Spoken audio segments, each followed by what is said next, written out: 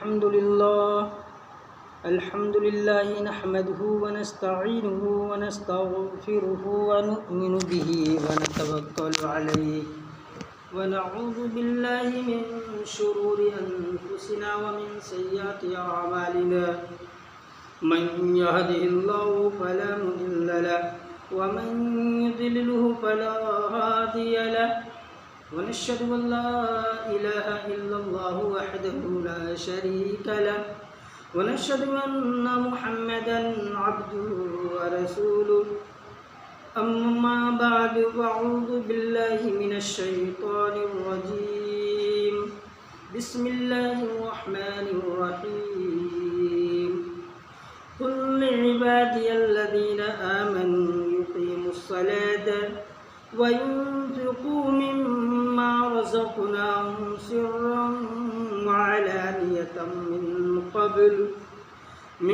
قبل أن يأتي يوم لا بيع فيه ولا خلال۔ میرے محترم بزرگوں اور عزیز ساتھیوں، آئیے اللہ تبارک و تعالیٰ کی اس مختصر سی حمد و ثنا کے بعد آقا نامدار، مدینے کے تاجدار، ہم سب کے غم گسار، شافی محشر، ہم سب کے آقا مولا جناب حضرت محمد رسول اللہ صلی اللہ علیہ وسلم کی شان میں درود شریف پڑھیں۔ اللہم صلی علی محمد وعلی آل محمد کما صلیت علی ابراہیم وعلى آل إبراهيم إنك حميد مجيد۔ اللهم بارك على محمد وعلى آل محمد كما باركت على إبراهيم وعلى آل إبراهيم إنك حميد مجيد۔ میرے محترم بزرگوں اور عزیز ساتھیوں، یہ محرم الحرام کا مہینہ چل رہا ہے، جو بڑی ہی عزت والا مہینہ ہے، بڑی حرمت والا مہینہ ہے۔ اس مہینے کے بہت سارے فضائل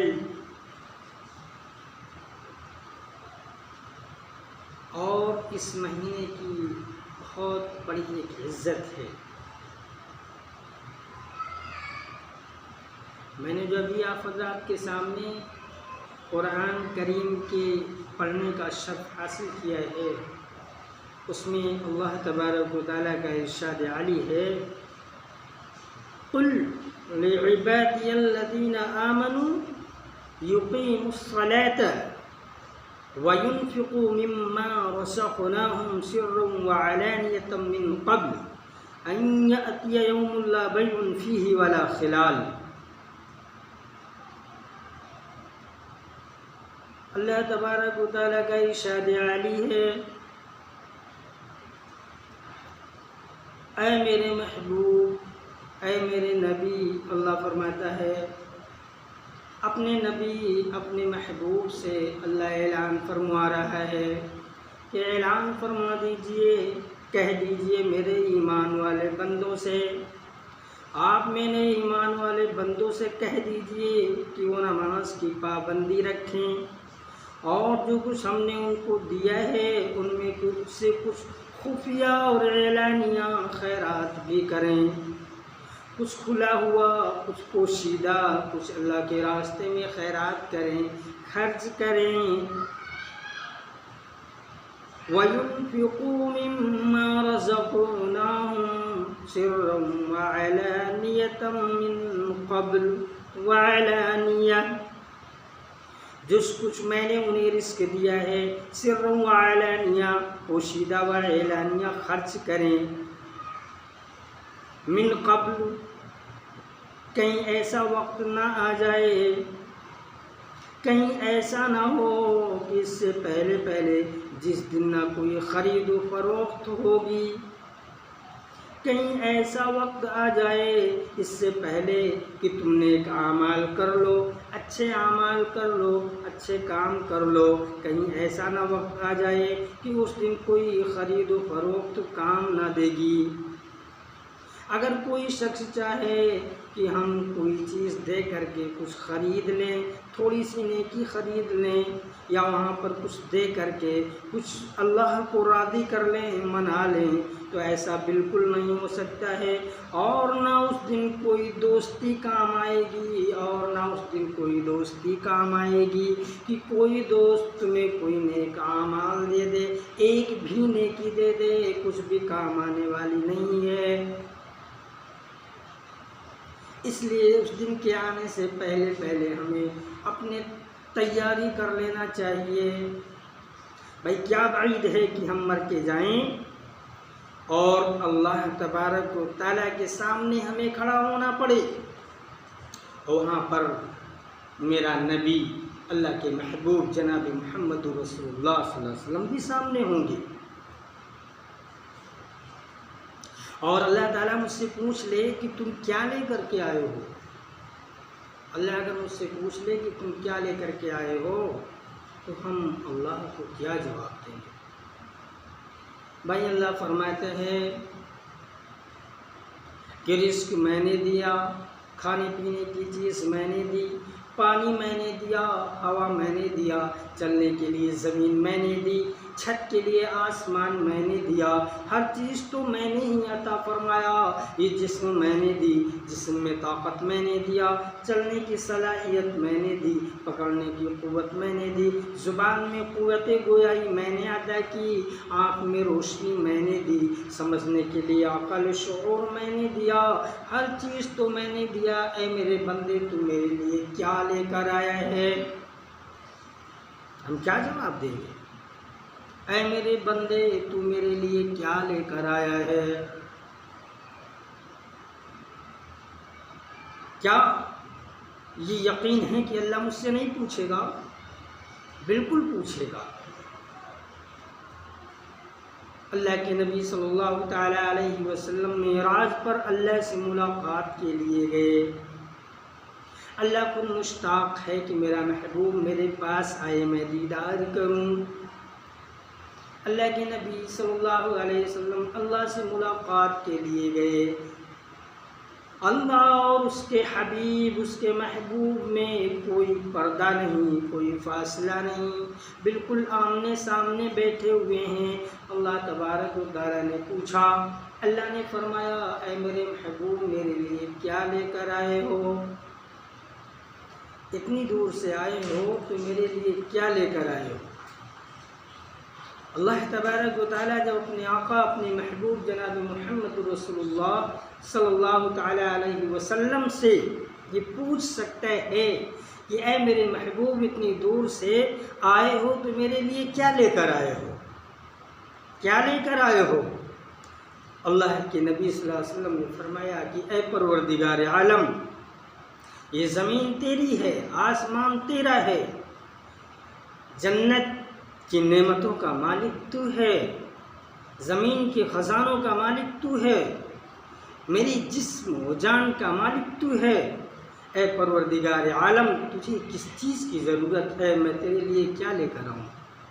تو اللہ نے فرمایا کہ میرے محبوب اتنی دور سے آئے ہو تو کچھ تو لے کر آئے ہوگے، کچھ بھی تو ناز و نیاز اور محبت میں کوئی تحفہ تو پیش کرو، کچھ بھی تحفہ تو پیش کرو۔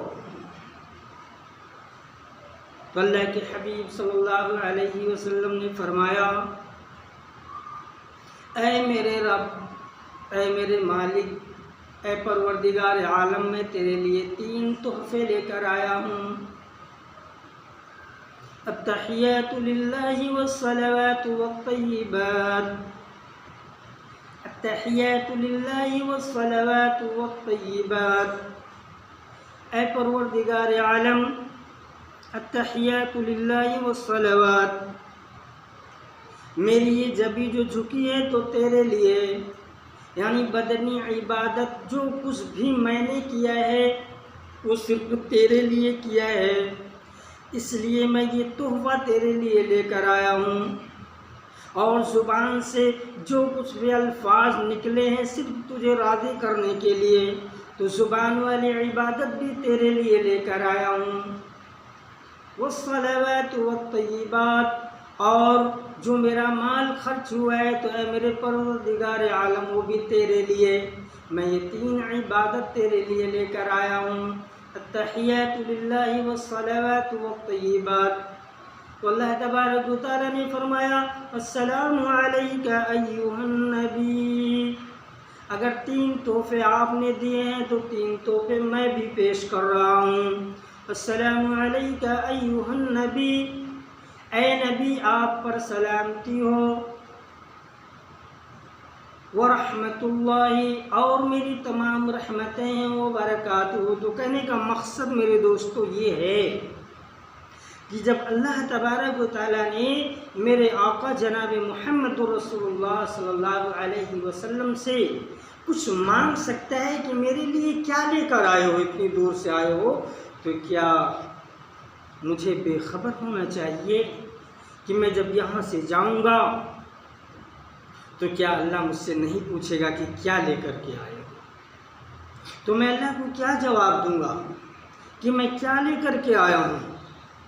بس اللہ کو یہی جواب دوں گا کہ غیبت، برائی، چغلی، جھوٹ، مکاری، دوسروں کا مال کھا لینا، زمین کو ہڑپ کر لینا، یہی لے کر کے آیا ہوں۔